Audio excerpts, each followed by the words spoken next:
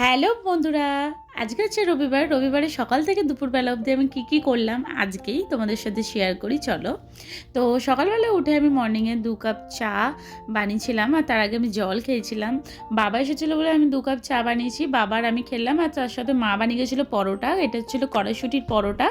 তো চা আর পরোটা খেয়ে ব্রেকফাস্ট কমপ্লিট করে তারপরে আমি গেছিলাম একটু বাজারে। মা আমাকে বলেছিলো বাঁধাকপি আর মাছের মাথা নিয়ে আসতে, কিন্তু আমি এক্সট্রা আরও বাজার করে নিয়ে এসেছি। কারণ হচ্ছে গিয়ে বাজারে না এত ভেজিটেবলস উঠেছিল, এত সবজি উঠেছে, তো মনে হচ্ছিলো যেন এইটা নিই সেটা নিই। আর না বাজারে না বেশি ফুলকপিটা দেখতে বেশি ভালো লাগছিল। তো যাই হোক আমি বিভিন্ন রকম সবজি নিয়ে এসেছিলাম আর এদিকে মূলো শাক আমি কেটে ধুয়ে তারপরে আমি সেদ্ধ বসিয়ে দিয়েছিলাম আর এদিকে ভাত আমি বসিয়ে দিয়েছি।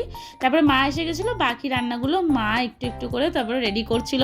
তো আর আমি তো এখানে নারকেল তেলের মধ্যে একটু কারি পাতা আর মেথি তোমার এখানে গরম করে মাথার মধ্যে স্ক্যাল্পে ভালোভাবে মাসাজ করে নিচ্ছি।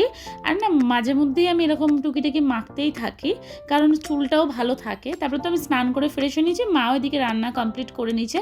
আর দুপুরবেলায় ছিল মেনুতে মাছের মাথা দিয়ে বাঁধাকপি আর টমেটো, কাঁচা টমেটোর সাথে আলু সেদ্ধ মাখা, আর হচ্ছে গিয়ে মূলো শাক ভাজা আর ডাল আর ভাত। এই ছিল দুপুরের মেনুতে। টাটা, দেখা।